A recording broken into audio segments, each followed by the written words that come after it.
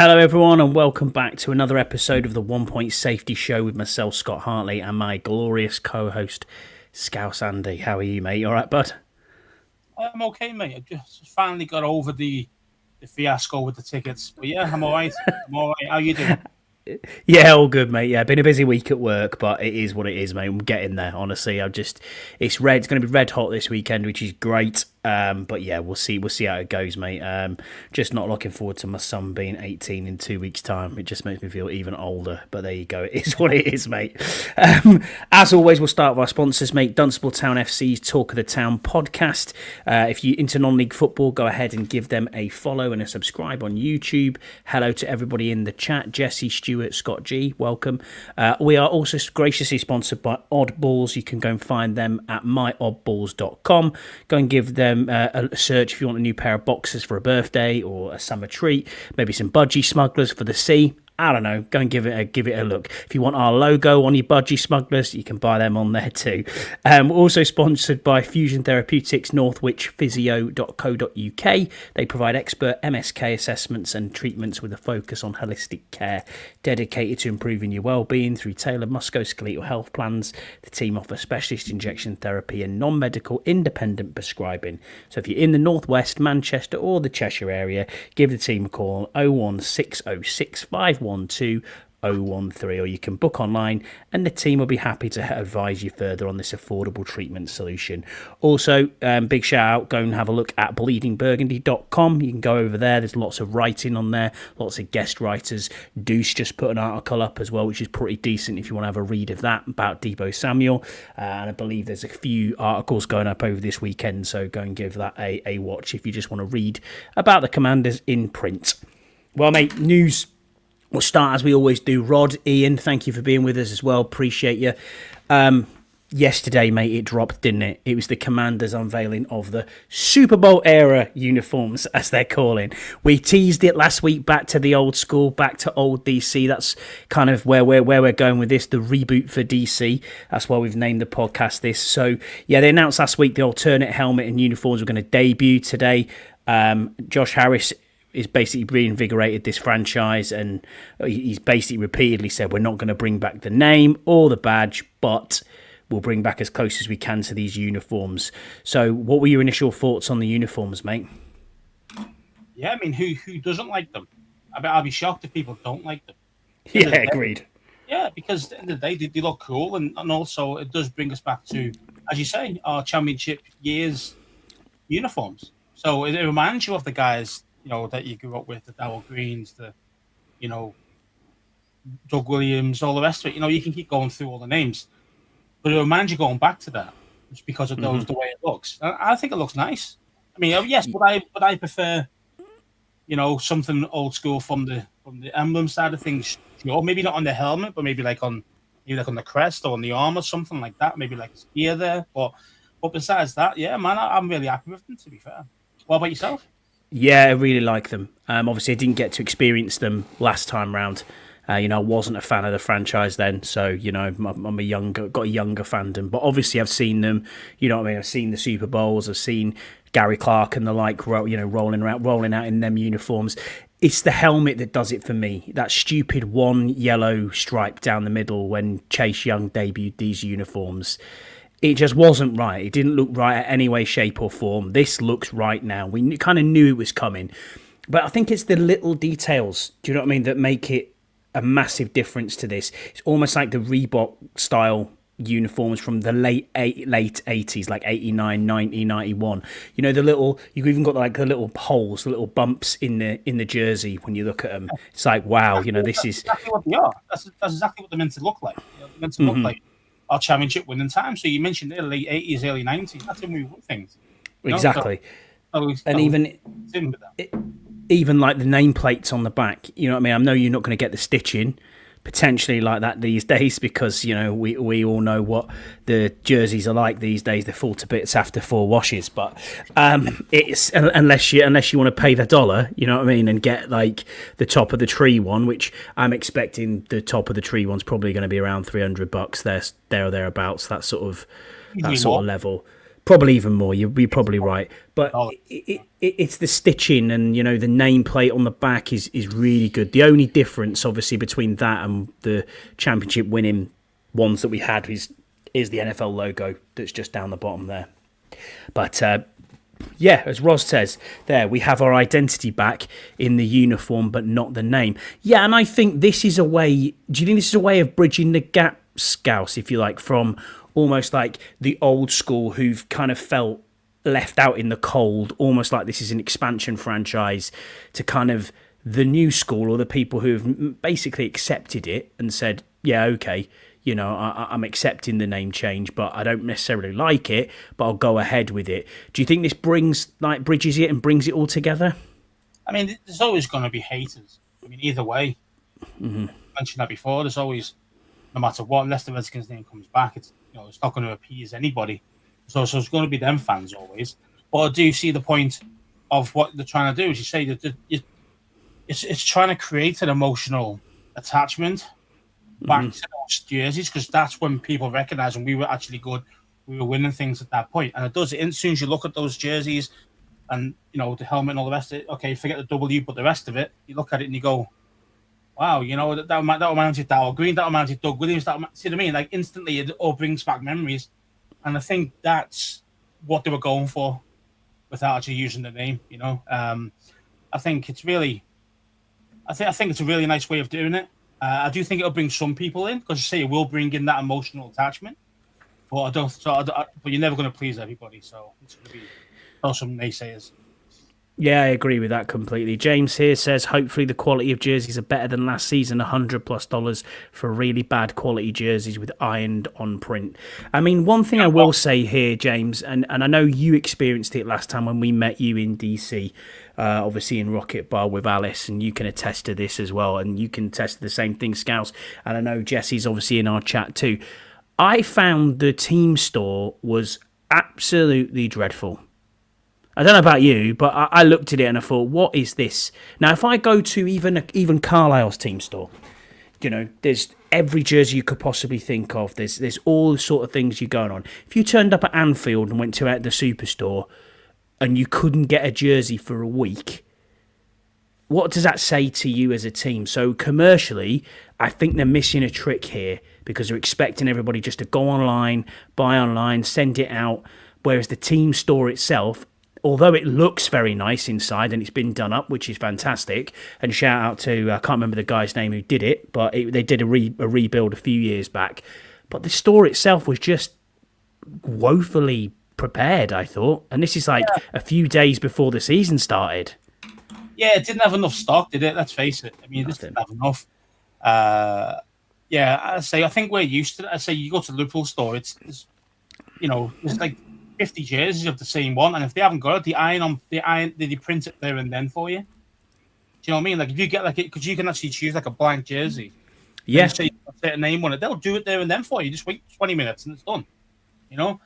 That's the kind of service that you get over here. Now over there, you don't. If you want something name plated, if it's not already name plated on, it takes a week, doesn't it? 2 weeks. Yeah, a week. Yeah. That's not good service, man. That's not good service. And as I say, the thing is, though, people still like to go to the shop. Yeah, a lot of people go online and can't be arsed driving into the stadium or whatever, but people still like to go in the shop and actually look at the jersey themselves before they buy it and try it on. Make sure it's the right size, because you know what they're like. The vapor versions who are like the more expensive ones, they're a bit slimmer, they're a bit tighter fit. Obviously big dudes like myself, you know what I mean? You got to make sure you get the right one, otherwise it doesn't fit. So it's one of them. It can be, that is frustrating. Where say we're used to better than that over here. Yeah, and I mean the contrast and the difference. I'm not trying to dig the team out here, but I do think this is something that they could do a lot better. When we went to Green Bay, mate, and we stood and we went around Green Bay store, how insane was Green Bay's store? Oh yeah, it was massive, and it had everything you could think of. It felt like it would do if you go to a Liverpool store or if you went to. Yeah, it was. It's insane. It felt like that. Yeah, it was massive, and it was just full of so much stuff. It was really, really good. Big difference. And that's the sort of thing I would expect from a team like this. Now, whether it's down to retail or whether it's down to the size or how we've, the spacing, maybe that's got a lot to play in it. Maybe when we get to the new stadium, it'll be a lot better. I don't know. But yeah, James is right here. He's saying it was a really bad choice for being a flagship store. Women's choices were terrible too. There was better choices at Dick's. Yeah. Dick's Sporting Goods. Yeah. Exactly that, yeah. The one that, but didn't we try to go to Tyson's Corner one time, and there was meant to be a shop there, and then it just wasn't there anymore. Yeah, it's just nothing. There wasn't even a shop there anymore. It's like, oh, brilliant. Brilliant, just travelled all the way for nothing. Like, it was grim, wasn't it? I mean, so it's just, yeah, exactly, James. There wasn't even a fitting room to try gear on. Yeah. I mean, especially, and maybe it's just different and we don't see it that way, but as European fans, UK fans, German fans, French fans, wherever you're from, this isn't what we get at other sporting venues or other sporting places that you'd go to. You just don't get that. If you travel to Real Madrid, which we're all going to do, you go and have a look around the Bernabeu, look at the store there. I guarantee you it'll be whatever you want, it will be there, 100%.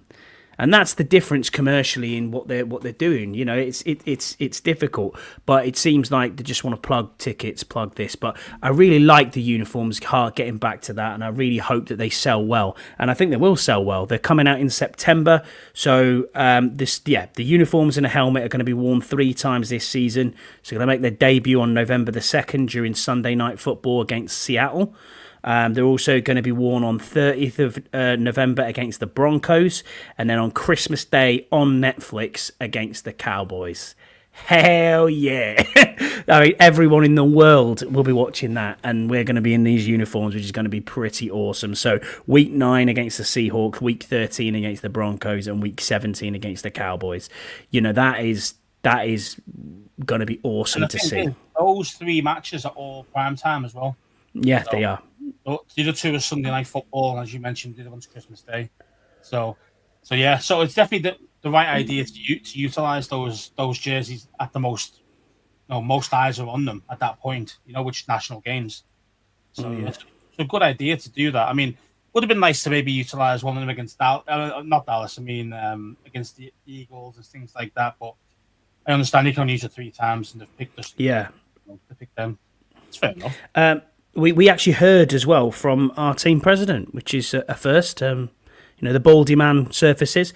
He said, "We're excited to celebrate Washington's rich history with this iconic Super Bowl era uniforms this season." Team president Mark Klaus said via a press release. He said, "Ever since Josh Harris and the ownership group acquired the team in 2023, they've placed great value on finding ways to connect the past and present and pay homage to those who made the burgundy and gold what it is today." Now, I don't disagree with him at all there. I think that's right with what he said at the end, but he is alive, you know what I mean? Because this is the first time we've ever heard from the team president. I mean, we've got this little press release saying, "Oh, here's the new team president." All right, cheers for that. Nothing. It's big difference to what it was before that. 100%, mate. Maybe it's a totally different role. We don't know what's going on behind the scenes, but yeah, he's not a front-facing guy, is he? Let's be honest. No, well, the thing is, though, that's probably the reason why he hired him. They don't want him to be in front of the camera too much. Yeah, I get it. It's just like, if he is the team president, you kind of, because we're used to it. So Jason had to take over all the shit from, fans. Yeah. So it's just different, isn't it? It's just different. It's just a different way of doing it. Now, again, he's gone with the emotional attachment, as I said before, with the jerseys. I think bringing us back to that.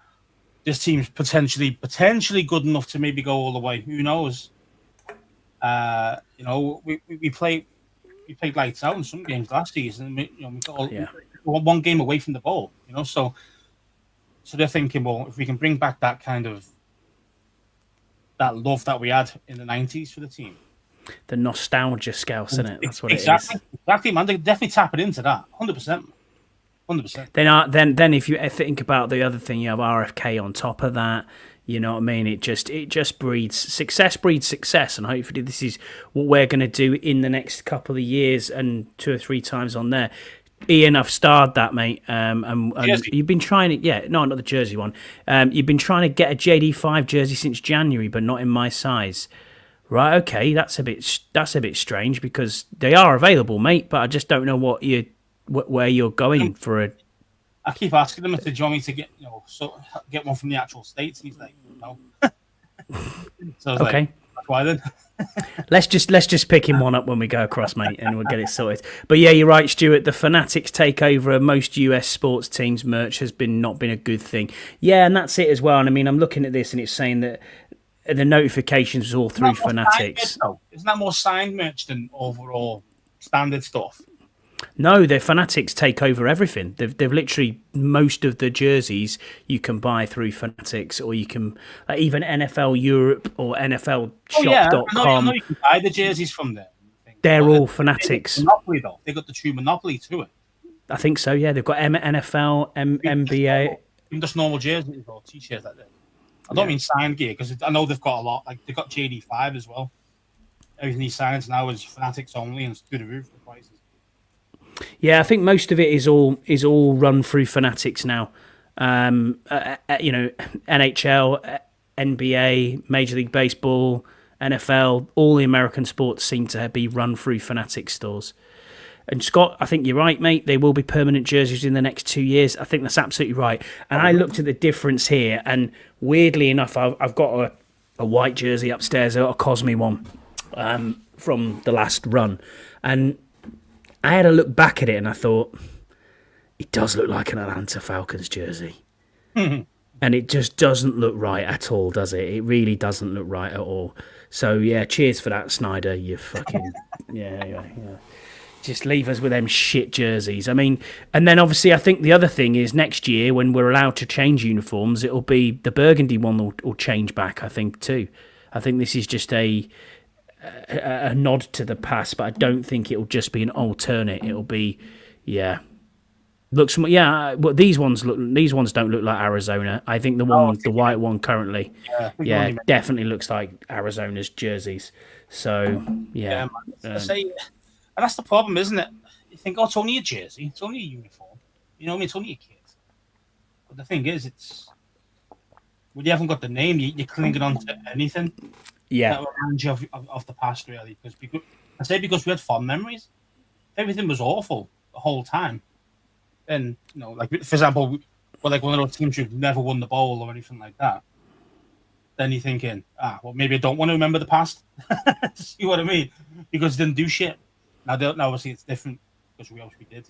So yeah. I mean, I think they're quite cool. I think they're cool. Yeah, I think they're awesome. I really do, and I'll definitely be purchasing one. So that is 100%. I just don't think they'll be ready. No, you mentioned before about kind of like lack of stock and stuff like that. September, it's saying. September, it's the start of the season. Yeah, I know. That's the whole point, isn't it? To try and get these ready for the start of the season. Yeah, or else why do a kit reveal? No, I mean it's like I know it's small fry. I know it's small fry, and we're not a big team like my soccer team. I get that we're small fry. We've sold 11,000 jerseys in a week because they've come out and they're fantastic. I think, but I've got one upstairs, brand new away kit, and I'm like, hang on a minute, this is a tiny, small conference now team that and you're looking and going, well, okay, what the hell is going on here? How are we selling so much, and how have we got so much stock in immediately? You would think right now they should be able to say, right, we've got all this ready for the middle of August, and it'll be here. But it's again, when is this going to come out? And every man and his dog is going to want one. Exactly. So that's what I'm saying. These guys better have made. I'm hoping that these have made these jerseys maybe 6 months ago. The style and the standard. And all we hope so. Yeah. Actually, just been getting mass producing these things over the last months. Because if they're just starting now, for the start of September, mate, you're not going to get anywhere near enough. It's going to be like maybe 5 in the bloody shop, and that's it. Just like 5 jerseys, that's it. All be sold out. You see what I mean? Because all be sold out online and whatever else, Fanatics and whoever. It's not going to be enough. The demand's going to be through the roof.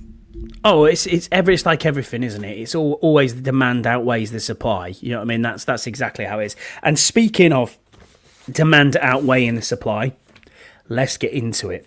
The Madrid ticket fiasco, we're going to call it. Obviously, tickets went on sale on Tuesday for Madrid. absolute nightmare. I've seen loads of people saying can't get tickets, could get tickets, might have tickets. If there's anyone listening or watching who needs a ticket for Madrid, we have one ticket available.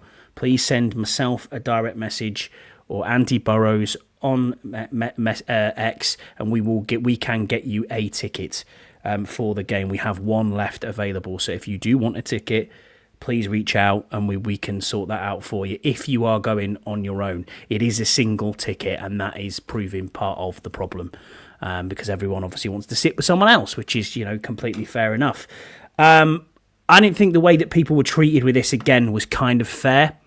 It's the usual queuing process, the usual Ticketmaster shite that we get, and we've seen for the German games, we've seen for other games that have been away. Dublin was the same.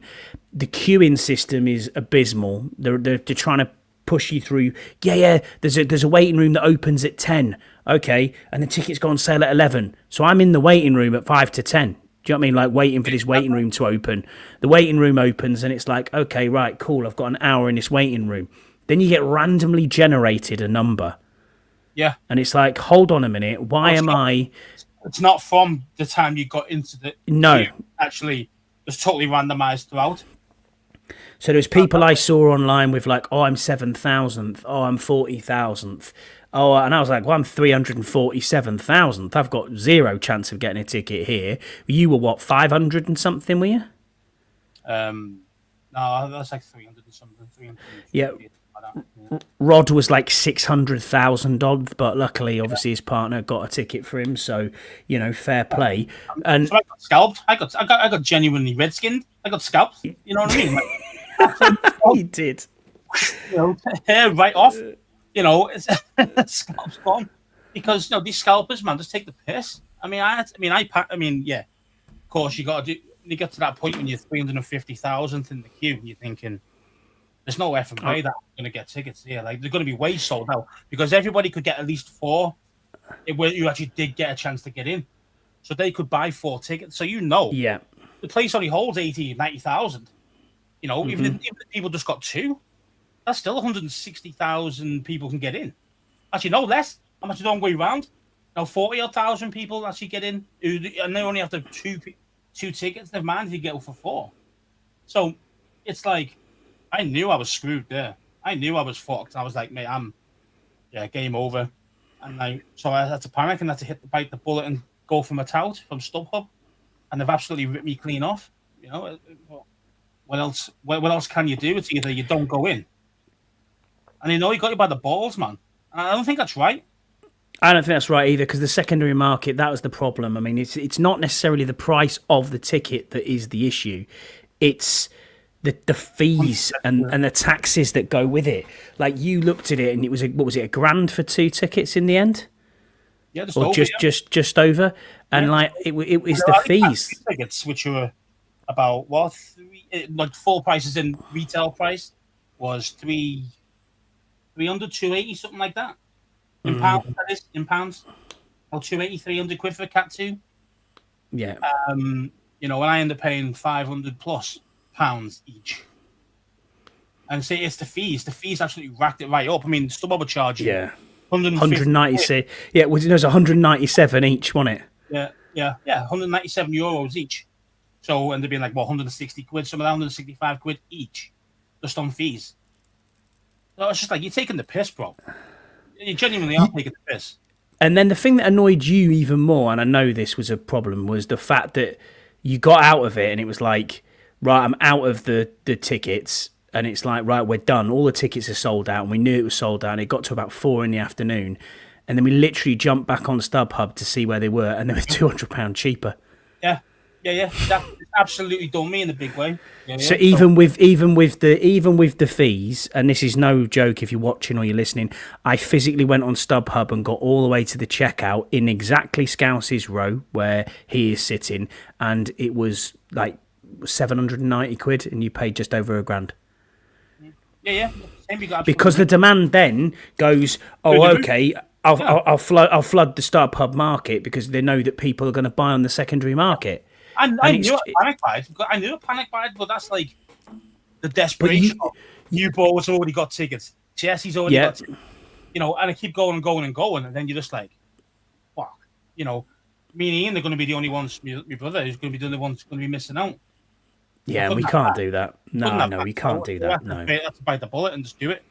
But it's totally. I just think, you know, fucking. I don't know would you call that black market? Could you call that supply and demand, or can you call that extortion? Do you know? Well, it's a bit of both. But the thing is, and this is the problem, and as Scott G says, then it says the cost of being relevant: eat more cheese. Yeah, no, I get that, but it's like the more, and we've even seen it with tickets in, you know, over in the States, the prices of single tickets and the prices of tickets even as a group has gone through the roof because we're good. We're doing well. That's the point, isn't it? Yeah. Gone are the days of going to Northwest or FedEx as it was at the time and going, all right, I'm paying a price for a Lions ticket and it's $4.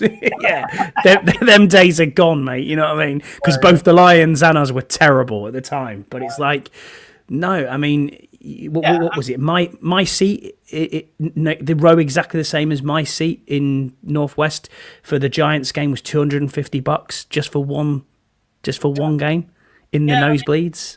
I understand this cost of being relevant, but I say it's about, like, I mean, we were paying the US price anyway, £300. Do you know what I mean? For a ticket, and we were willing to pay that.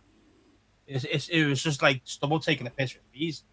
Kind of that's a joke. Yeah, that's the other people as well, because I know others have done the same thing. They couldn't get tickets. They panic buyed and got them off StubHub and other tout online sites. Yeah, I've seen that. Yeah. So and they'll have been dipped as well on their fees, you know. And it's just like, wait there. Come on. And I think because it's a one of them where it is where it is a one-off game. You know, this is a one-off game in Spain where you're like, actually, when are we going to next be in Europe? We don't know. It's going to be probably quite a long time. You know, as you said before, there's a lot of people out there who supported the team for a long time, late 80s, you know, in early 90s, them sort of grew up on that era, the era of this, you know, these new Super Bowl uniforms, are saying to themselves, oh, it's my 50th, or, oh, it's, you know, it's a once in a lifetime. So a lot of them have all gone corporate or have gone, you know what, I'm going to just bite the bullet and buy a ticket for however much it costs. It doesn't really matter. Whereas your travelling fan, if you like, who would go to one game, 2 games a season, go to the States, all that, it was almost as if like, shit, are people actually going to miss out who could potentially be seeing this? And then you want to probably bring up, and I want to bring up as well, is how on earth do the faces get these tickets, Scouse? You tell me. Is it a true ballot for season ticket holders? Now, I don't want to dig anyone out here again, and but I'm gonna say my piece. I'm gonna be like the Stephen A. Smith of the podcast at the moment. But okay, Steve, go on, carry on. How does someone like Rally Captain, no disrespect to him, and I know it's his business, how does he get 150 tickets before anyone else gets any tickets whatsoever? Before season ticket holders have even got a ticket? Tell me how that works, Commanders. Tell me how it works that the faces, and I mean the faces, and we all know who they are, and we've heard it from the horse's mouth. Why do they get the tickets straight away?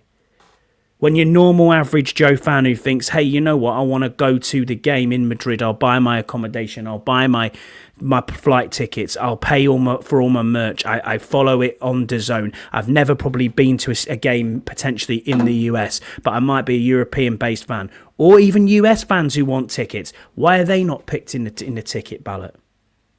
Yeah, every single person who we know whose face is seen on a TV on a Sunday every week representing the team, they get tickets. Now, if the Commanders came out and said, hey, you know what, these guys represent the team, we're going to give them tickets because that's our priority. Totally get that, understand. But be transparent about it. Don't put everyone in a bullshit ballot and say, oh yeah, we're all in a bullshit ballot for season tickets, yet people get picked, people don't get picked. Then it's like, oh, can I call in a favour? Can I do this? Can other people do that?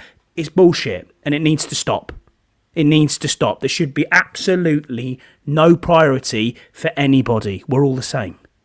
I don't care what you do. And I know people do more for the team. I get it. I understand that. But if that's your job to do things for the team, then that's absolutely fine. They just need to come out and say that is what they're going to do. Yeah, I mean, I think as well, I say a lot of these guys, yes, they're linked to the team, but they're not really part of the team. If that makes sense. They're affiliated, aren't they? Let's be fair. Yeah, they're not hired by the Washington team. No, they're not. It's like some of the charities. Obviously, we all know who they are. Those and it's great what they do, and it's great exposure. Absolutely, and absolutely. And I've got no qualms with that at all. It's just as you just said there. Like even if the guys say, "Look, man, I need 3 or 4 tickets," it's fine, and they sorted that out. All right, yeah. But when you're getting a guy who's actually just making money as a business off it, which is basically, you mentioned Rally Captain, 150 tickets, charging between 3 and 5 grand for the trip, depending where about in the seats you are, and all the rest of it, and what hotel you choose and blah blah blah. Those are the prices he was charging. So it's like, wait there a minute. So unless they're getting kickback, which again, I'm not trying to say anything's dodgy there. You know what I mean? I'm just saying, why else would Washington go? Well, actually, I'm going to get you. Yeah, I'll get you 150 seats. I'll get you 150 tickets. I'll guarantee you that. And everybody else is like trying to fight tooth and nail, shitting themselves because they had to go on general sale and couldn't get anything. You see what I mean? So this is why it's unfair, because that's all it is. It's unfair.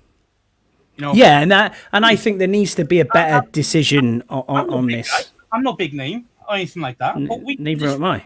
We do a podcast for representing the team for 2-3 years now. You know what I mean? Every week, and even we didn't get shit. I mean, you did because you got lucky in the ballot for. Yeah, absolutely. But even as the international fan of the year, I got nothing, and that's fine. Do you know what I mean? That's absolutely fine. I don't want the thing the same standard to everybody else. Keep the same standard to you to everybody else. That's all. The thing is, Scouts, we do this for fun, which is what we do, and the team doesn't owe us anything. They never have, and they never owe fans anything. You pay your money, you get your ticket. That's it. As simple as that. You just want fairness across the board, and I think Ticketmaster is completely unfair in a lot of ways. So I think the NFL really need to look at how they do this, whether the ticketing policy needs to come from the teams that are playing, because you don't get this with the Jags, and I know the Jags are the Jags and not many people want to potentially go and watch them, but could I logged on, there was a pre-sale, I logged on, I got on, I had to look, I got 2 tickets for 87 quid each. No rip-off. Why is there 17,000 tickets still available for the NFL London game between the Jets and the Broncos, or the Jets and the Browns, whoever it is? Why is there 17,000 tickets still available? Because we've had enough of it. Because the prices are ridiculous and they're through the roof, and everything's being run through Ticketmaster, which you can't get on. It crashes. Yeah, that's what I was going to mention. Look at the times. Loads of guys will probably, even in the chat, will probably say the same thing. They finally got through the queue. He finally waited 5 hours in the queue to actually get a chance to get tickets before it said it was sold out. And then it would just boot you out, and it would say things like, dodgy traffic or something like that. Traffic, yeah, that's it, yeah. Wait a minute, I've done nothing besides sit here for fucking 5 hours, and that's basically, and then you had to start it all again, and by that time it was just all over. I mean, look at... That happened to me as well. I'm glad that I just bought what I did, even though I paid more. I'm glad I did what I did, because by the time I got through the queue to get to actually, I take it to sold out, but it booted me out first. Do you know what I mean? Yeah. It's like, well, wait there a minute. Like, this is a load of shit. There you go. Look at Paul here saying I was in a room at 10, then in the waiting room, assigned some draft numbers, but people in a WhatsApp group got in before me and before I got booted out when it was my turn. 5 hours in total. It's a farce. Exactly that. Yeah, exactly that, Paul. And if you want that ticket, by the way, as well, if you reach out to myself or Burrows, Cam McDonald, who is the person who actually bought the tickets, and Paul and James, who are in our chat tonight, can attest to the fact that these tickets are genuine. I'm not trying to rip anybody off. It's face value. We're not making any money off it whatsoever, but we do have a spare ticket. So if anyone does want one, please, by all means. There you go. Luckily, Burrows has helped me out. It's Cam McDonald, mate, who bought the tickets, but between me, him, Burrows, we got you sorted. Paul's the same. I was running around on ticket day saying, oh, look, does anyone want a ticket? Does anyone want a ticket? How can we help? Because it's it's madness. But yeah, I mean, I get it, but it is mental that and as you said before, it's the demand outweighs the supply, doesn't it? And that's part of the problem. Also, we are the away team. Now, I know it's a general sale. I get that. But how much has already been taken up pre-sale by Miami, for example, because they're the home team? So surely they would get more than what we got. I mean, a season ticket holder's only got 1,400 tickets, which is just like, wow, what are you going to do? So, yeah. I mean, yeah, of course. I mean, as you know, you know how many tickets Washington actually got. Mm-hmm. Officially. Yeah. Officially. So, and there wasn't many. No. So I kind of get it from that angle, but say, well, Jen say, that's free for all. But yeah, of course it is. Miami, I understand about the Miami side of things. But what you'll find though is that it won't, even though the demand is ridiculous for this, you will still see not just Washington and Miami fans. Oh, it'll be like a London game, yeah. It'll be like a normal London game where you have multiple people. Now, I understand they love the game and all the rest of it, but the thing is, shouldn't there be a slight priority on the fans of those teams? But how do you prove that you're a fan? That's the problem, isn't it? I mean, I don't know. You know what I mean? That's it, innit? It's tough, that. Maybe like, if you're going to be a member of the Washington's... Yeah, some sort of... Whatever, you know what I mean? Something, Substack or whatever it is. Something to prove, and you can say, look, this is me. This is what I'm on about. And there's my ID. You know what I mean? Something like that. I'm not just saying this because we got dicked. I'm just saying like that should be how it should be for all the international games. I agree. It should be the fans of that team get priority. Yeah, priority. And if there's any left, then everybody else can have a go. You know what I mean? That's not a problem. But when it's like free for all, we're going to see loads of Carolina Panthers fans going to be there. And it's just like, okay, great, but these are our teams. We're taking it serious. Do you know what I mean? Like, stop messing around. I know I'm being hypocritical a little bit because I've been to games and they're not my teams who have played. But, it is that thing of, I think there should be like a priority, a pre-sale maybe for the teams first and their fans. And whatever's left. Maybe. I think that'd be better and further to the teams who are playing, as in the fans of the teams who are playing. But you should ask a question as such: who's the greatest cornerback for Commanders ever? If you say Saint GCK, can't want tickets. Saint Ghost himself, I love it. To be fair, I'd just say, you know what, I'd rather pay £500 than say Saint Ghost is top draw. So. Yeah, exactly. Scott G's got the violins out there. Enjoy eating your cheese curds, mate. Fuck off. Yeah. And you're bolted on seat. The land of the fucking wind or something. I don't know. Where do you live? North Dakota? North Dakota, yeah. North Dakota. What's that famous for? Nil. It is famous. It's famous for. It's famous to. He can let us know 30 seconds before we all get clacked off the face of the earth. Scott G can just ring through. All right, mate. Yeah, it's on its way. Cheers, mate. Bye. Yes, but there you go. It is what it is. It is what it is. I mean, I understand that he's whining and stuff. But the thing is, though, I'd like to see him get shafted like that on these tickets for a game that he wants to go to at some point, and then I'll be doing that to him, playing it. You know what I mean? So I'll be doing the same thing. Bye, guys. Yeah. No, I know. We have more fans in Miami than Madrid. Yeah, maybe, Jesse. I don't know. I think we will have more fans, 100%. I can tell you with almost certainty that if you are on a flight from the UK on the Saturday, you're on a flight with pretty much all Commanders fans, because from what I'm seeing, there is loads and loads of people who are going on these flights. I mean, there's 31 flights a day from the UK to Madrid. I think every single one of them on that Saturday is going to be full. 100%. I don't think it's going to be any other way. And the Friday, people go there for the Friday. Oh yeah, of course they will. Of course they will. Yeah. Yeah, he says. Scott G says I bought tickets via the secondary market for Green Bay. I know how the deal is. Yeah, it's a nightmare. We get that, but you just walk in. You just walk in there, mate. Pay on Green Bay. Pay on the fucking day for these single tickets. Not in Green Bay, mate. No. Oh yeah.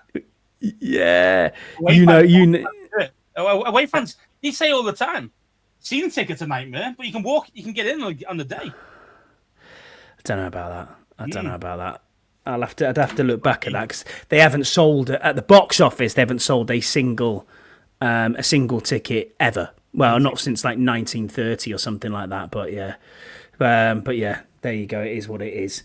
But yeah, it was a fiasco, and I hope everyone who wanted a ticket got a ticket. If you haven't, I don't know what to say here, but you can watch us beat the Miami Dolphins out there, which will be pretty cool. We're going to do it that time as well. Tua is going to be injured, so yeah, right. Tyreek Hill will have a hamstring by then as well. So yeah, man, yeah, it is what it is. Well, we said last week we'd go over an overview, the offensive line. We'll just give it an overview now. So we've got 15 offensive linemen on the roster at the moment going into camp. Now, the minute at left tackle, we have Laramie Tunsil. We also have Trent Scott and Foster Sorrell, who we signed from the Chargers. We've got Nick Algretti as left guard, Nate Herbig and Chris Paul are our three left guards slotted down there. We have Tyler Biad. Say them again, them three, mate. Nick Algretti, Nate Herbig, and Chris Paul. And you're telling me Algretti's going to start? That's no, I'm not saying he's starting. This is just who we have. Oh, right. Whoa! Hold on. Not in any order, really. Okay. Well, it's on the depth chart order of ESPN, but we all know what that means. It changes every week. Biadish is your starting centre, and I still believe that. Then we have Dieter, and then we have Julian Good-Jones. And then at right guards, we have Sam Cosme and Andrew Wiley.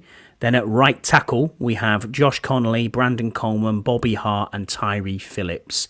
Now, we also know that Brandon Coleman is most likely potentially moving to left guard. So there is going to be a lot of different bits in and around this offensive line moving forward.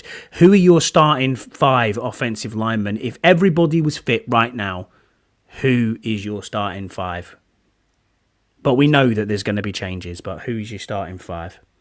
Tunsil, go left to right. Left to right. Yeah, left to right, yeah. Tunsil. I mean, it's going to be Coleman if he's going to move to guard. He'll be the starter. He's better than those of the fools that you mentioned. Then you've got Biadish. Then you got Cosme, and then I'm going to go for the rook. I'm going to go for the rookie on right. Nice. Yeah, Josh Connolly Jr. That's exactly my starting 5. What for game 1 then when we're out there for week 1? Who's your starting 5 out of there currently? Well, Cosme's not going to be available. So no, he's not going to be available. So who are you slotting in at right guard? You're trying to get me to say my mate Turnstile. I was hoping, Turnstile Wiley. Yeah, Turnstile. I think you're probably going to have to play Turnstile, and he's experienced. And I mean, I don't know. No, I don't know how good this Sorrell is, for example. I don't know how good Herbig really is. I mean, Herbig could potentially be the starter at guard. But yeah, I just don't know too much about them to say for definite. So at the moment, I've got to go with what I know, and that's unfortunately Turnstile. So we kept 10 offensive linemen last year on cut down day. Now we've got 15. So I'm looking at these and I'm probably saying Tyree Phillips, Bobby Hart, see ya. Them 2 are gone. Julian Good-Jones, practice squad again. Back to the practice squad for you. So there's 3 down. Then are you holding Foster Sorrell and Chris Paul maybe? Maybe they're the other 2? I think Chris Paul is definitely a potential guy to be cut/practice squad guy. He hardly played last season, even though he was available. We had injuries. It wasn't like we had a full strength offensive line out there, and he still didn't get game time. So I think he's definitely one of the guys on the bubble for sure. Your 5th one, I say it could be a Sorrell. Probably a Sorrell. Could even be Dieter because he's god awful as well. Let's face it. Well, the thing is, it's about. I hate the word position flex. Cheers, Ron Rivera. But it's also about. It is about that because Trent Scott did well. Coming in at right guard. He played obviously in the championship. Well, in the divisional game against the Lions. When Cosme went down, he did really well there. Wiley can go guard or tackle, which is good. You've got you're definitely looking at Brandon Coleman is guard or tackle. He can go both, which is great. Nate Herbig's played starting snaps as centre for the Eagles, and he's also played starting snaps at right guard for the Eagles, and he was gonna be the Steelers' starting centre last year. And then he got injured.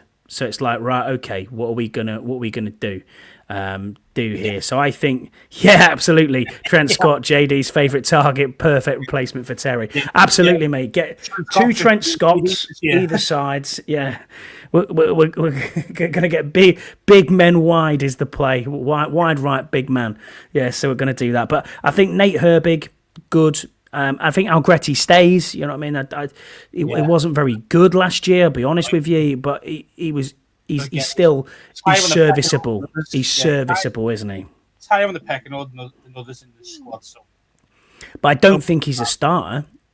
No, I think he's a backup, and that's really what he should be. His whole career he was a backup. I know he started for the Super Bowl and he did all this and that. Yeah, but he doesn't. Difference between high quality starters and backup guys is consistency. They're good enough to make it to the NFL, so they're obviously good enough players. But to do it every single week, 15, 18, 20 games, whatever it is, it's very hard to do that unless you are that good. And these guys aren't. They get found out after a couple of weeks. And that's the whole point. That's why they are career backups. And that's what Allegretti really is. So he shouldn't be starting. Absolutely agree with you, Lawrence. Yeah, we did go. We're all sorted with tickets, which is great. If you go back, just a half an hour moan about the tickets, haven't we? Yeah, if you go back probably about 10 minutes, you'll be part way through our whinging about tickets, so you can go and have a listen to that, mate. But yeah, every game has tickets available on the same day. It's a gamble though, as you might be left paying premium. Yeah, I understand that, mate. I totally get it. But if you're willing to pay the price, then that's it. I mean, the difference in price for you going corporate, Scouts, to what you... If you went corporate, free beer all day, it was about £100 more, wasn't it? 150 quid more, yeah. I mean, there you go. Says it all, really, doesn't it?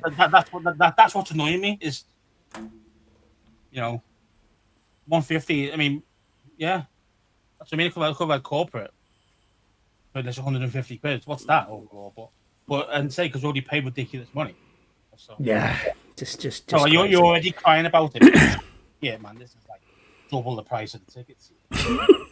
Yeah, I know. Yeah, we had to whinge. There was a few times. I'll let the listeners know, and I'll let the watchers know. There was a few times where in the chat I had to even ring Scouts at times and say, "Listen, calm yourself down, lads. You're all right. It's not too bad. I'm fucking done with this team. I'm done." You were ready to rip that Kerrigan poster off the wall behind you. See you later. Yeah, man. I mean, I was kicking off, man. I was raging, man. 50,000 from the queue. Fuck. What am I gonna do with that? Yeah, I wasn't having that. Like, I was like, no. you were not like at all. Yeah, I wasn't having that. So, but yeah, I'm glad it. Fingers bent, but yeah, it is what it is. I'm going to be there, so time to enjoy it. Exactly. Yeah, no, I know what you mean. But yeah, it was a good one. Right. It is a good lead into your question. Hey James, yeah, just before you go into Scott G. Yeah, go on. When I show my tickets to what I paid and I'm take Bo's friend's ticket now because it's only one single ticket. I've got me and my brother who's together, so yeah, it's that's another reason why. Because we were looking at that originally, weren't we? We were. Yeah. Cam had a couple of tickets that as in they were going to be sitting together. Then we probably would have done something like that, James. Try to sell them back, but then even then, trying to sell them now, but we still lose 200 quid on it because the prices went down after we fucking bought them. Typical. The fucking right at the top of the graph, right there. You know what I mean? You were like, buy high, sell low. Yeah, it's dropped off. Lose the type of thing that. And, Scouse had a Dogecoin moment, didn't he? Yeah, man. Dogecoin. Yeah, that's man. it. Yeah. That's it. I'll never live it down. But the thing is, like, I'm going to go in. That's it. Well, so. That's it. That's all you need to. That's all it needs to be. I will go over it at some point, but at the moment I'm still raw about it. Yeah, I think you will be raw because you've still got that kidney scar that's on the back of you there, mate, because you had to sell it. Not long. It's going to be a little bit yellow. Liver's a bit Yeah. knackered. Only part of that. So, Paul's hog coin. Yeah, maybe that's what we need to. Maybe that's what we need to get into. Maybe now. or like no coin. Because you've got no coin. Sensible. Exactly. Yeah, exactly. That's it. We'll get into our fan questions, mate, because we've got quite a few that have come in. So thank you to everybody who submitted a fan question. For all those watching and listening, please send us a review on Apple, Spotify, or however you watch it or listen to it. And don't forget to like and subscribe. Please go ahead and do that. We are the largest Commanders podcast in the UK for subscriptions, but we're trying to make it up to 500. So, come on. We've been doing this 3 years, mate. It's like... Can we please get to 200 subscribers? It's not hard, is it? Oh, Ben. We've had giveaways. We've had everything. The algorithm just hates us, mate. That's what it is. But what I don't understand, and it is weird, so anyone who's aspiring or wants to go out there and do YouTube, my advice is don't bother. The second bit of advice would be yeah, just try your best to work the algorithm as best you possibly can. But my word, it is hard work, isn't it? It's like, what do you do? Because then I don't get it. Because some weeks we get, my contests are rigged. Scott G says they're not rigged. I promise you. You can ask Tony. You can ask Tony Shivers. You can ask Hog on the Mountain. You can ask anyone who's won that is in the States as well. Scott G, we do it live. There's no hidden agendas, mate. But he's trying to get a bite, but he's winning. He is winning on that one. There's a 1 point safety. Do you know what I mean? So absolutely ridiculously, 100 million views. Whether he's got to like one view that we've got. Yeah, I know. Yeah, maybe. It's going to be the next Mr. Beast and whatever, and it's just maybe that's what it was. I thought even getting a shout out on stage or getting a shout out from Logan Paulson, I was like, maybe that'll do an upturn. No. Or then maybe it's that, I don't know. But yeah, it's weird. Like you can some weeks, like last week, for example, quite quiet. Week before, you're like, what have I done that's different? We started later. It was the worst stream we've ever done. Oh yeah, that'll do our highest numbers ever. I even went on live YouTube and was like, I'm sorry, it's down. I can't help you. And then he came back on later, terrible stream, highest numbers we've ever done. And I don't know. I don't know what the algorithm decides it wants to do, but there you go.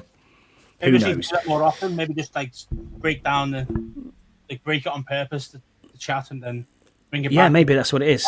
Oh, I don't know. Maybe it's your dulcet tones and my good looks, mate. You know what I mean? That must be what it is. Maybe. And all that. Yeah.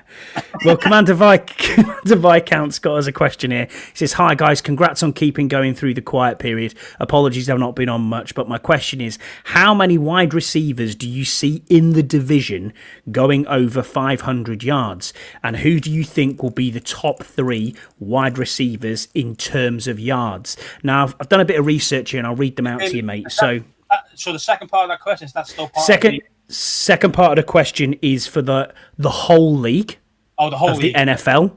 So who do you think will be the top 3 league wide in receipt? And then the others are just our division. Who is in our division? Who will go over 500 yards in the NFC East? Now I had a look last year at who went through, and I went through them. And this is the list. So you got Terry.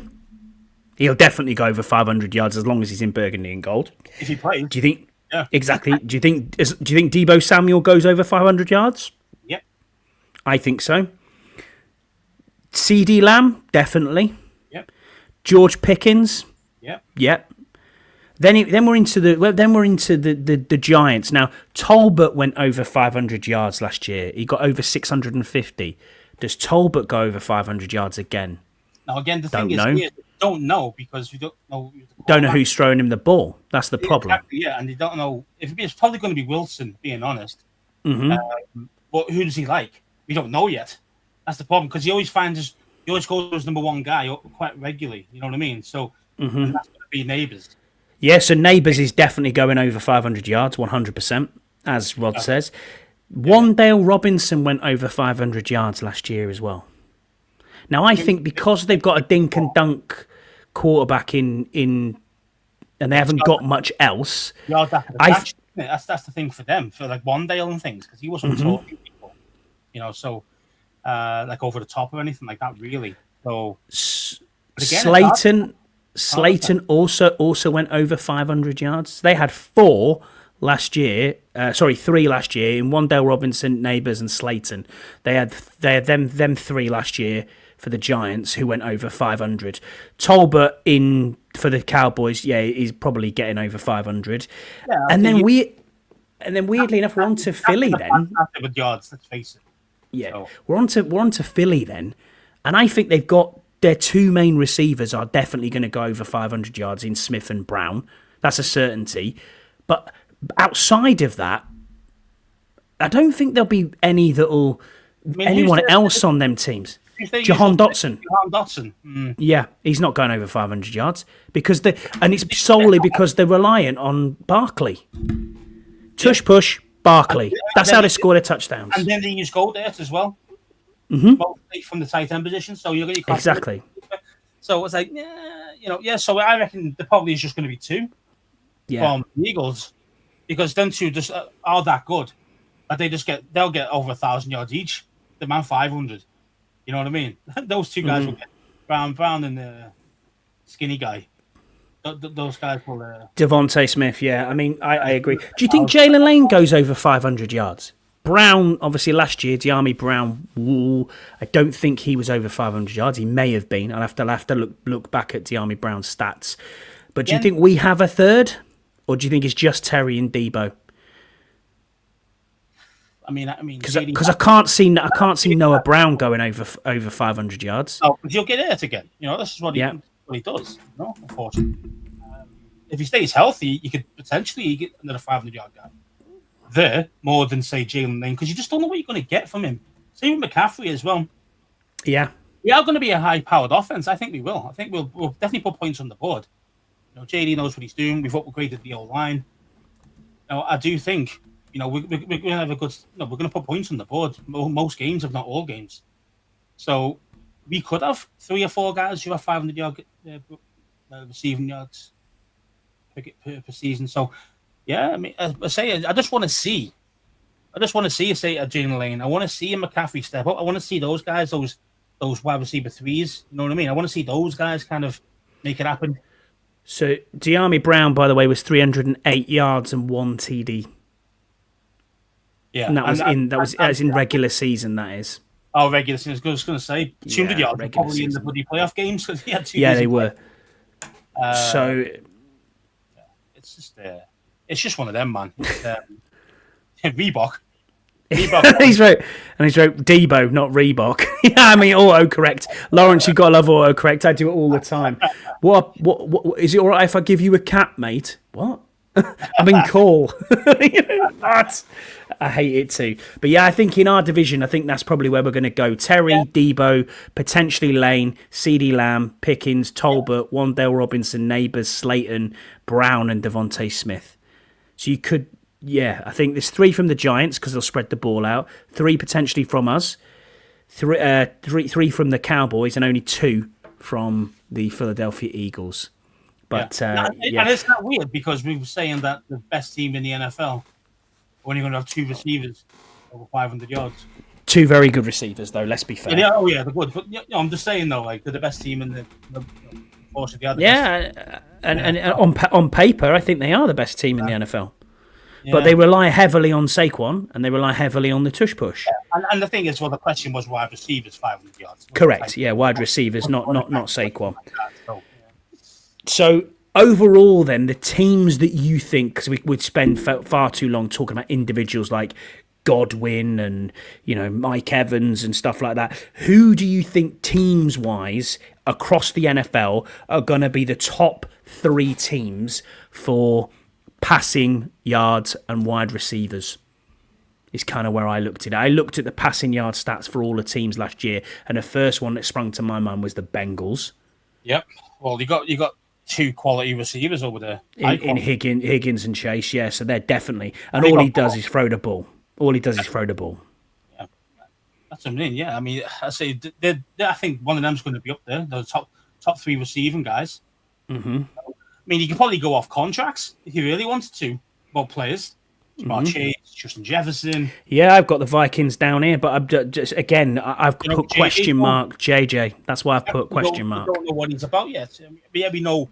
At the end of the day, Michigan weren't they more like a run first team? He was pretty decent, JJ, but I just think he was good. He was young national challenge. He's not good, but you know what I mean. Like, was he the main guy? Was he? Yeah, you had Corum, didn't you, and a few others that were running. So they're good. They're good backs. So he's more like a game manager. Or would he throw it? 15 targets, 20 targets a game for JJ. So Jesse's got it nailed it down there for me. He's saying Bengals, Cowboys, and Lions. I've got the Lions down here as well on my list. Yeah, definitely think the Lions will be up there. The Lions, because they've lost their superstar coach. Coordinators. So you don't know how good their offense is going to be this year. Yeah, but the players are still the same. But yeah, I mean, but we're getting scheme though, isn't it? Mm-hmm. No. If you become instead of a team taking deep shots, now it's a team of dink and dunks it all the time. Is that what you mean? Like you mean like instead of a Scott Turner, you turn to Eric Bieniemy, just throw the ball 55 times. Yeah, exactly. Yeah, but what happens there though? Do you know what I mean? Like, because I can't remember who's taken over the offensive coordinator position because Dan Campbell doesn't deal with that at all. Like he's no, you know what I mean? No. So it'd be interesting to see. Of course, player wise, yes, they've got quality players. And, St. Brown should smoke that all day long. But yeah, Tim Patrick's good. They've got decent receivers over there. What kind of system that they're going to be playing? Yeah, I mean, Ian almost mentions Broncos would be a sleeper team for Bo Nix likes to throw that ball. No, John Morton. Who? Sorry, John Morton. Oh, I don't know who he is. So he was in the. He's been promoted. He was already with the Lions since 2022. Oh, so he's going to be. He'll be running the same offense, won't he? Let's be fair. Basically. Yeah. I think the Bucs will be right up there for me because Baker Mayfield is not afraid of slinging the ball. They've got two good receivers in Godwin and Evans. Got good tight end as well. So I think that. I think the problem is you're going to get with Godwin. He's coming off an ACL. I know. You don't know what he's going to be like next year. It might take him another year to get right again. What a lot of guys do. You don't normally run straight after an ACL. It's normally the season after. Next, if that makes sense, where they get back to the thing. So it was just like, I say for me, if I'm going to pick three guys who's going to be top of the leaderboard, there's three guys completely. Yeah, there's three receivers that's going to be top. I'm gonna hang my head on Chase. Yeah, agreed. I'm gonna leave JJ off it. I just don't know what McCarthy's about too much yet.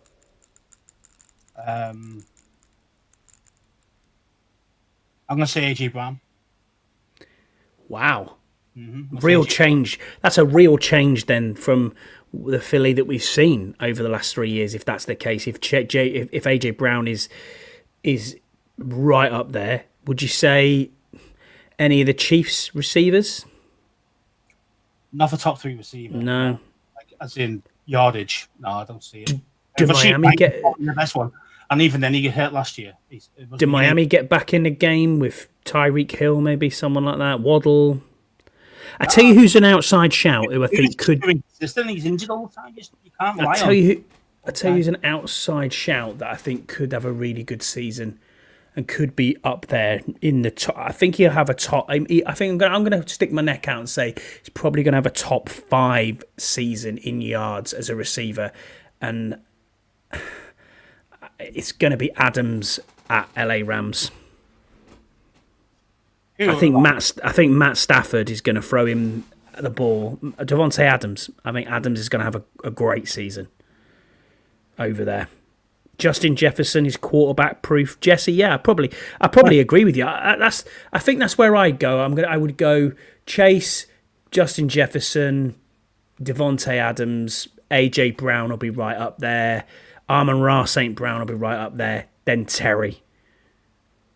Marvin Harrison. Too many drops. Mate, Kyler Murray can't see over the top of fucking Scouse's head. Yet alone, like, Not many you know, times. I don't mean that rudely. I mean, like, he is not as tall as everybody even thinks. He is the tiniest professional American footballer I've ever seen. So small. So small.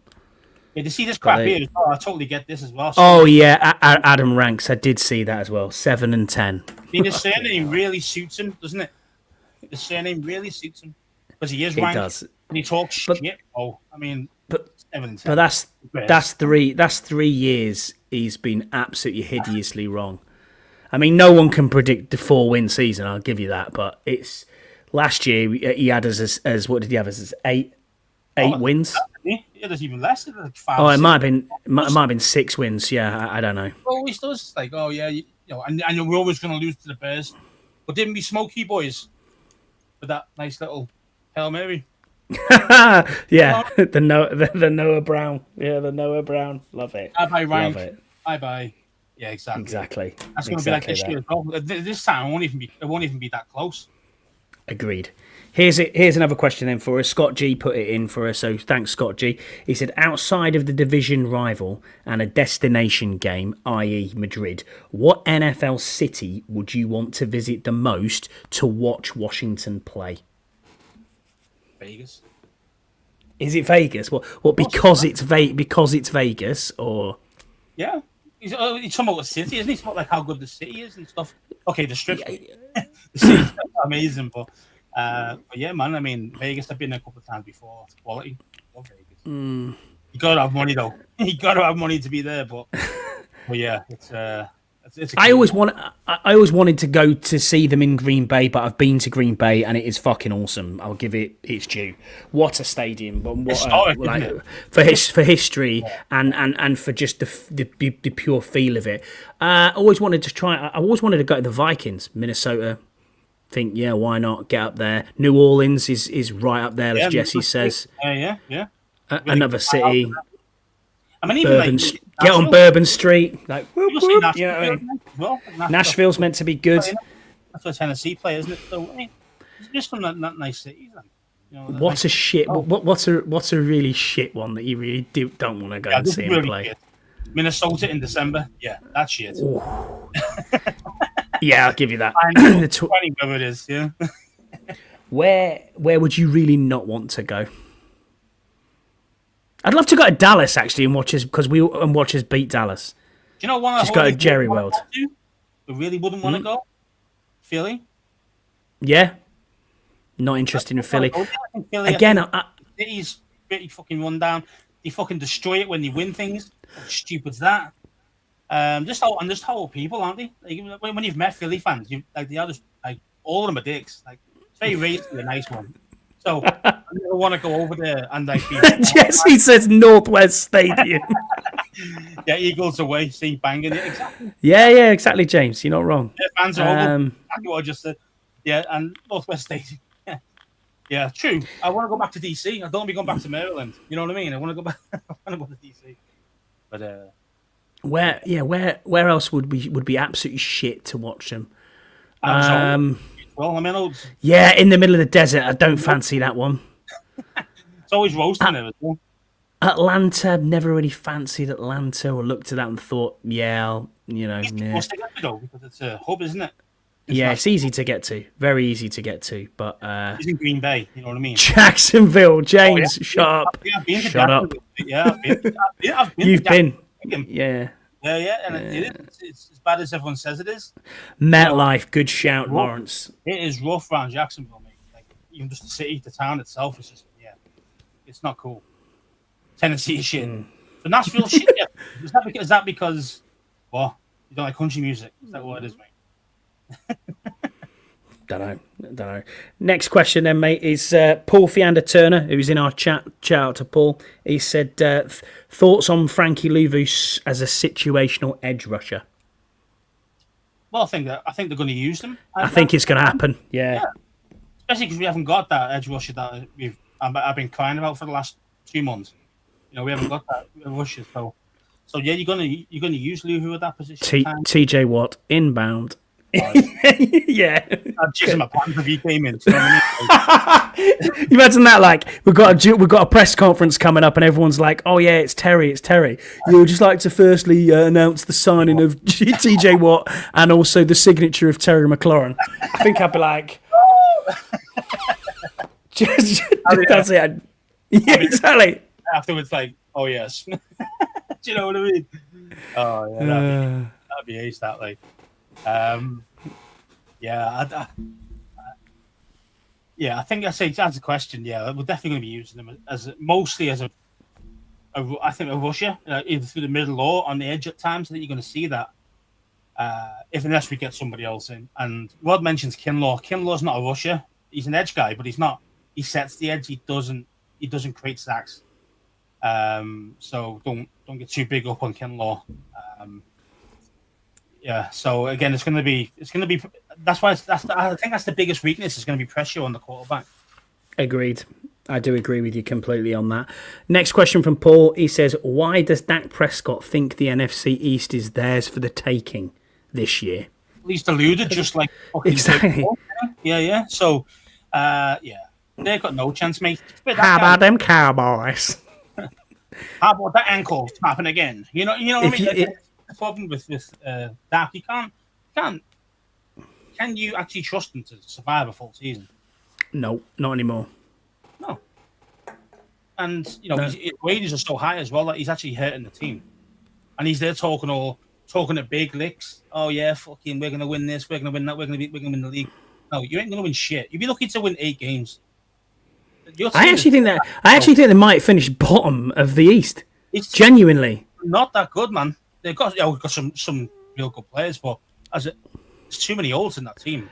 Have they got really good players, Scouse? Genuinely, because I can on that team there is 3. Exactly. 3. That's what I'm saying. They've got 4 players. Yeah, but I was saying there's 3 players on that team that I would say would make us better. That I would say 3 players on that team could walk into our team immediately and make us better, and that would be Parsons, CeeDee Lamb, and George and Pickens as a wide receiver too. If you're going to look at it that way, if you just straight swapped and said, is CeeDee Lamb better than Terry McLaurin? Yes. Is Pickens better than Noah Brown? Yes. Do you know what I mean? Or whoever is the wide receiver too. And Parsons is better than anything we've got on the defensive end as a defensive end. Diggs, nah. Yeah, not for me. I know he gets a lot of interceptions, but he is a torch machine as well. Absolutely. Burnt. Yeah, burnt a lot. So you might get the interception, but then all of a sudden you get hit for 60 over the top. It's the kicker. Inconsistent for me. Oh yeah, the kicker would get in our team. Aubrey, unbelievable. Yeah, I'll give him that. Yeah. That one. But that's it. But that's it. What are you? I'm not. There's no way in the world. They haven't got. The whole team isn't good. That's what I'm saying. They got too many holes. But they've got some nice couple of nice pieces there, and even then they're messing with Parsons with his contract. Yeah, I know. I don't even think he gets signed. I think he gets traded. So I think he'll be leaving. There's no way you're going to let him go for free. So at the end of his last season, which is now coming up. Maybe, just maybe, this is DQ and AP's master plan. Yeah. They've planted the seed. Just wait it out, lad. We'll sign you for free. Yeah, we'll sign you. They've planted the seed, and then we'll trade for him next season as the star. Well, next season there's none left. He hasn't got a contract left.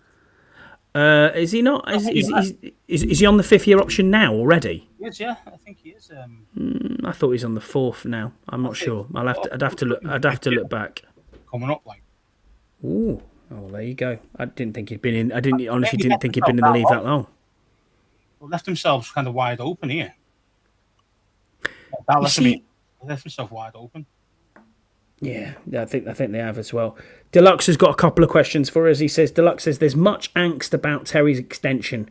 What have we learned as fans about Terry and this regime that would point to anything other than Terry signing an extension?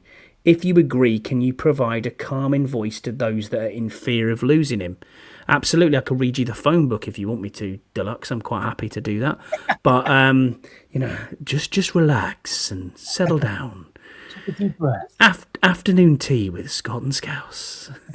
In the 1 Point Safety Show's After Dark. Now we're going to play a bit of Lionel Richie dancing on the ceiling. But yeah, man, it's going to happen. It's going to happen. Terry is going to get the contract. We know it. AP knows it. He's come out and said Terry's a commander for life. Stop panicking. It's going to happen. I promise you, he will suit up in burgundy and gold next year. And the thing is that Terry, you can get away with him not being part of training camp or whatever else that he might be. Yeah, of course you can. Because he knows the system. So it's not like, he's going to be playing behind the 8 ball or anything like that. That is going to be Terry. So he can wait longer. He can hold out longer than even last time when he held out. He can hold out longer now than he did then. So what was it? When did he get signed last time? I can't remember. It was middle of July. Yeah, it was kind of around this time. Yeah.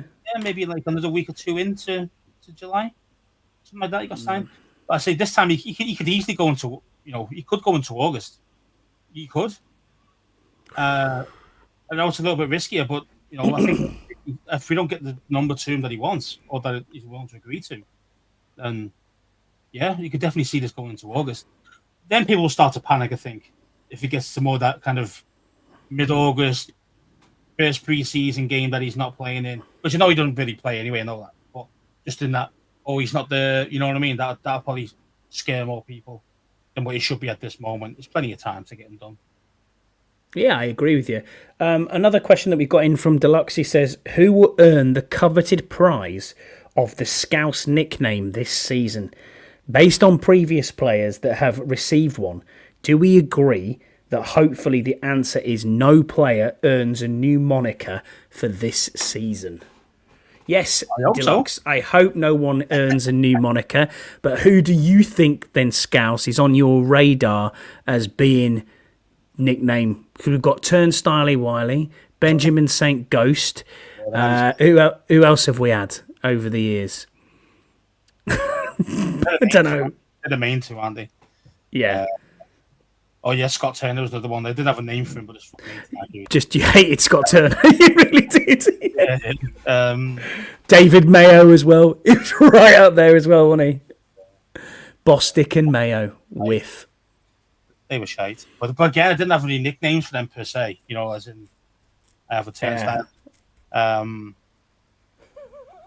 just trying to think, really. I have to think about that one a bit more, but we just need to get a guy with a... That's just Scott G said Scouse is a prick with nicknames. It's a bit harsh, that, isn't it, Scott? Right? Wow. Yeah. Yeah, didn't you, Scott G? Yeah. Didn't you? He went from 5 to 100 in like a second there. You in it? Even a fucking large big glitch with his fucking thong out. Fucking hell, lad. EV Central, yeah. He's just gone to Tesla and just gone, full power, go. North Dakota Nobles there. I know, yeah, unbelievable. Who's your pick? Who are you looking at this year that you reckon could be a bust? Is it Marshawn Lattimore? Oh, if he doesn't perform. Yeah, he could be on the bubble for me. Twattamore. Maybe Teron Payne. Would he be up there? Maybe. I say I've got to think about this properly because it's going to be something that kind of rhymes with it. Do you know what I mean? Otherwise, it's not a name for me. So I've got you. I like it. It's a good question, though. Right. I will. If someone doesn't step up, there will be something coming out. I'll tell you that. Cameron McDonald, who is FK Commanders fan, he says, anyone want a ticket for Madrid? We've already discussed that, Cam, but yeah, man, go and shout out to Cam as well. He does the Friday night football pitch. Go and give that a watch if you want to have a listen to some Scottish football and talk about soccer. Done some favours of people getting those tickets. He has done some favours there, so if you do want a ticket, reach out to Cam.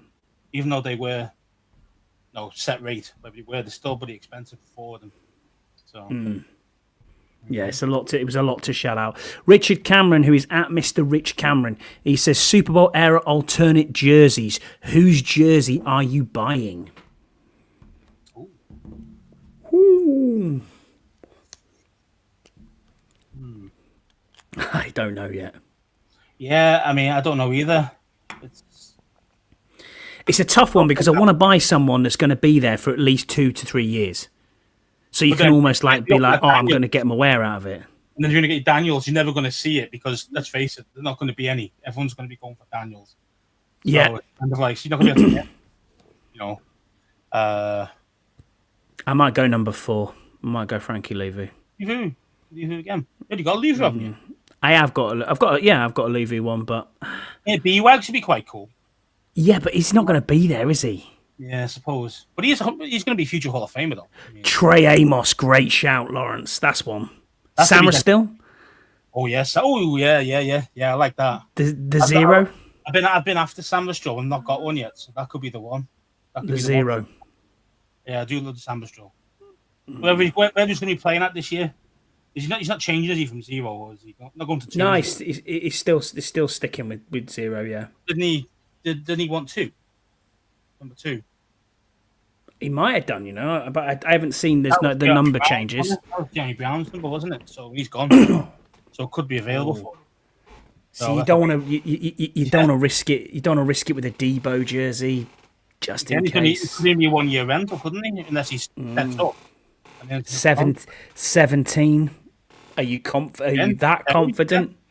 I mean, maybe if you say we see a deal signed, sealed, delivered in the next few weeks, then I think Terry be obviously way up there on the 100%. On the but every man and his dog will have a 5. That's just fact. Oh yeah, Lattimore's 2. Thank you, Jesse. There you go. Thank you. Appreciate you for that. Yeah. So hopefully Sam will still stay at 0 then. And he said he'd get Connolly Jr.'s jersey. Ooh, like it. I always like a big man jersey. To be fair, I like I've got Cosme. You love big man, don't you? I love a big man. Yeah, you know how it goes. Big size. Bear. Magnum size. Bear. Yeah. Magnum. Exactly. Yeah, exactly. He said also, should they wear them in Madrid? What's that mean? He said, should they wear them in Madrid? Now, fortunately, you can't. You can only wear them 3 times a year. Should they have worn them? Should they have worn them in Madrid? It'd have been nice, but we're already on 3 times on national TV, and I would much rather see us play the Cowboys in them. I think, that's it. But I mean, to be fair, it would have been nice to see him because again, that game Spain's going to be on prime time anyway. Oh, well, not prime time, national televised, should I say? Yeah. So it would have been. Well, yeah, I think that's, and also that's valid by Lawrence as well, as that Miami tend to wear white. So Hollywood. Yeah, they don't tend to wear the turquoise today, the teal or whatever the colour is. Yeah. They don't tend to wear that. Isn't that their way? Yeah, I think so. Yeah. So that was. Yeah, I think it would have been nice, but yeah, it doesn't. It was already designated those 3 teams, so not going to change it. No, they're not going to change that now. And then our final question is from Scott G, which is a great question. Again, he said it hooks it up to that. He said, question 2. He said, you are required to pick a new favourite NFL team. Who do you choose and why?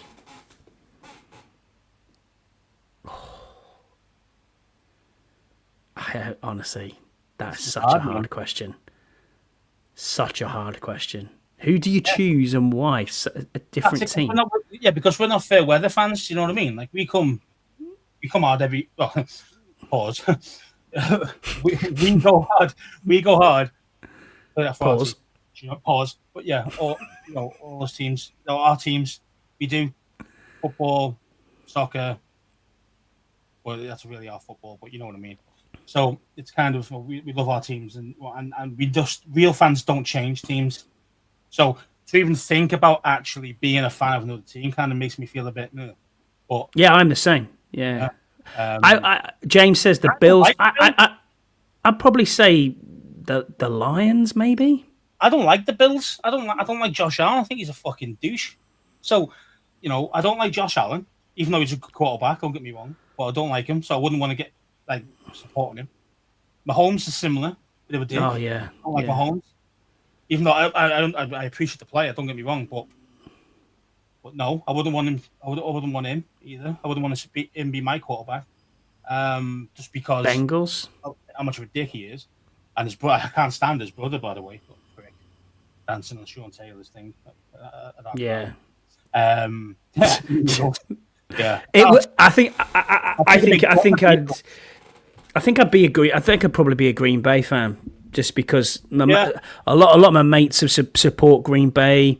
It was kind of the team I watched sort of before Washington. Not to say I supported them because I didn't, but they were watching them, and obviously Wisconsin's a great place and lovely people. So glory hunting, yeah, absolutely.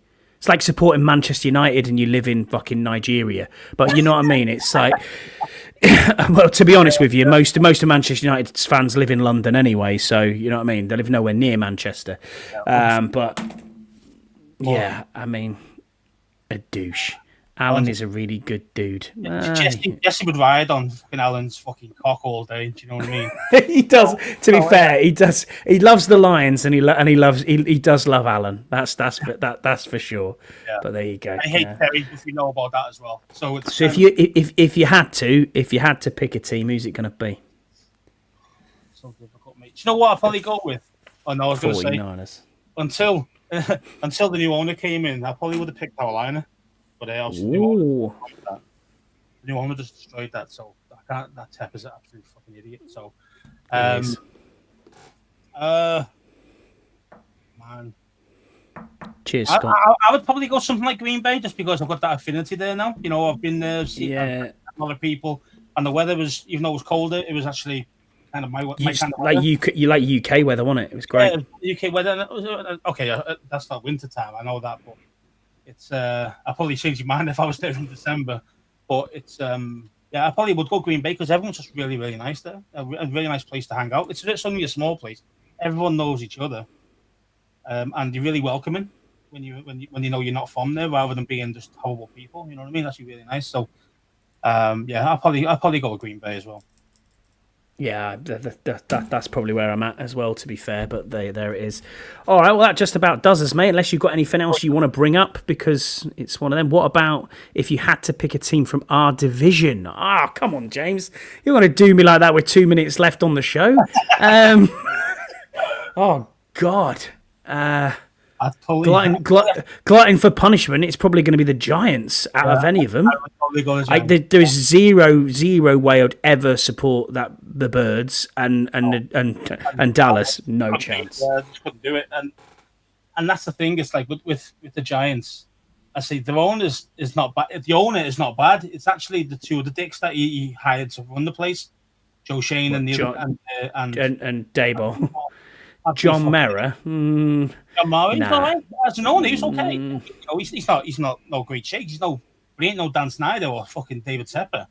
You know what I mean? So, you know, so I'd probably have to get behind the Giants out of those three if I had to. I don't hate the Giants. The other two I can't stand. You know what I mean? I've got a dislike for the Giants for rivalry reasons, obviously, but I always, I always see them, even though I know they've won it all with Eli. I always see them as the it's just your little cousin, isn't it? Not bothered about that. Yeah, I'm not Hall of Fame. It's like I'm just looking, going, yeah, you know what? They're just your little cousin. Sharp, not bothered about you at all. Dallas, on the other hand, zero chat. Never, ever. I mean, you can get that shit out of the way. The biggest mouth of all of them, and they've won nothing for ages. Just can't back it up. Just cannot back it up. Yeah. They get to the playoffs and choke every time. Okay. And Philly used to be awful, and now they're on a little bit of an upward trajectory. With me, no matter what. I mean, no matter what I could say the fucking stunning and you come and say no, fucking isn't. You know. My cat's black. Yours is blacker. Yeah, exactly. You know, fucking ridiculous, isn't it? 11 Reef Scouse. That's what it is. Yeah. I know, but I don't like John Mara. I think he's a dick as well. I'll be honest with you. There you go. It is what it is.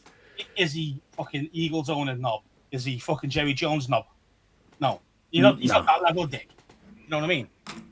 So true. Don't tell me a fucking Eagles guy is better, because he's not. as in like you as go. a person. He's another fucking douche. Most owners are, to be honest. Being honest with you, how'd you get to become billionaires in the first place? You're not a cock, But Very true, Scouts.